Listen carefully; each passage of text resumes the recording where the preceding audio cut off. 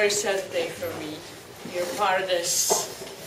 Today is my last day here, and as a goodbye reflection, I want to share with you my thought on one word, and I apologize in advance to those among you whom I spoke about this idea already a little bit. I work in the film field. My formal education is linguistics. Linguistics is not so much about speaking many languages as it is about observing how human language works. And those who know me a little bit know how much I'm busy to this activity all the time.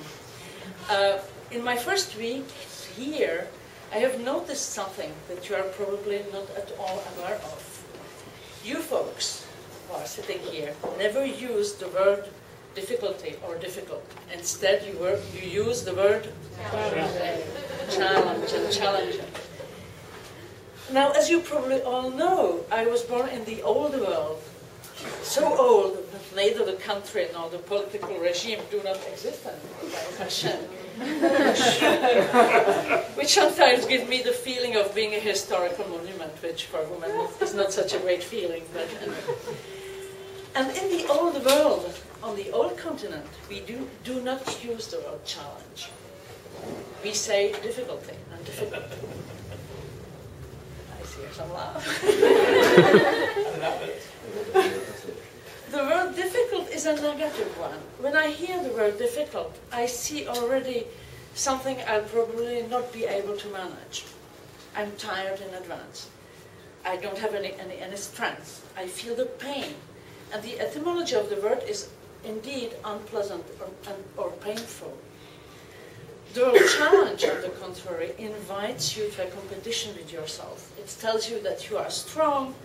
It mobilizes your forces and energy. Its original meaning is a call from an adversary. It is easy to link this with some deep characteristics of the old world and the new world cultures. In your culture, you think that anything can be done, learned. You learn how to dance, how to be beautiful, how to be enthusiastic, how to speak in public, how to be a good cook. In the old world, we often think in terms of our old slippers.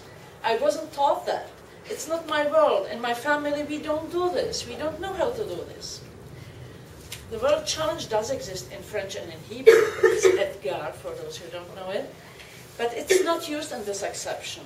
And more interestingly, the word doesn't exist at all in those Slavic languages I know, which is Russian and Czech. This being said, I would like to share a personal story with you. I used to be a very heavy smoker. I used to smoke 50 cigarettes a day, 50. I used to say that stopping smoking was the most difficult thing I ever did in my life.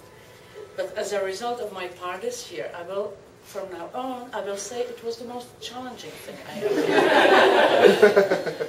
Because there's indeed a close link between the fact that I'm standing here today speaking to you and the clouds of the smoke of the 350,000 or so cigarettes I smoked.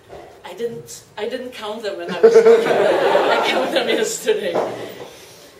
I was born, as we used to say, of Jewish origin, to a Holocaust survivor environment in a communist country, Czechoslovakia. And in this period of Pesach, when we are talking about the 4 sons, unfortunately yesterday also about the 4 daughters, I was a 5th daughter. I didn't know anything about Judaism. I didn't know there was anything to be asked about. Being Jewish without being able to define exactly what it meant was somehow a part of my identity, but as strange and incredible it might seem today, even to myself, I didn't know that Judaism was a religion. Really not. And it was not until my voice was completely destroyed by cigarettes that I decided to stop smoking. Now, as you can imagine, the process of stopping smoking is a challenging one. Tobacco is a hard drug. And this intoxication process was tough, and I experienced a nervous breakdown, which allowed me to go through the challenging journey of rebuilding myself.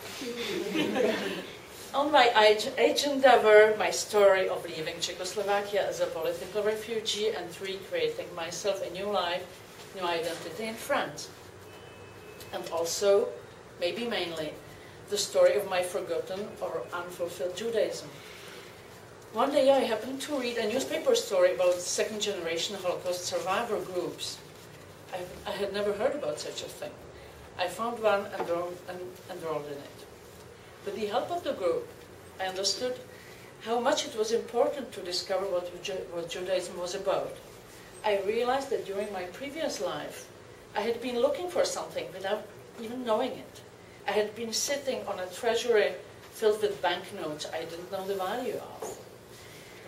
From that moment on, things went fast. I started learning, became active in a grade school in Paris, and I'm here standing today in front of you after a year of wonderful study here. So it was the opportunity of a challenge that allowed something inside of me to call out. It pushed me to a journey which allowed me to find myself. And the last word about my voice, which was the first motivation to drop to smoking. I underwent an operation of vocal cords, went to a voice therapist, discovered my voice, and ended up by learning singing. And as during the process of psychotherapy, I started feeling more Jewish and less French. My French, which I had been speaking with no foreign accent whatsoever for 10 years, really became accented. Which is maybe less comfortable in everyday life, because to have a foreign accent in a country you feel part of and you live is slightly a challenge. But it reflects more my personal truth. So I must say I'm grateful for this adventure and wish everyone to have the opportunity of going to a journey of discovering themselves, not necessarily through smoking, of course.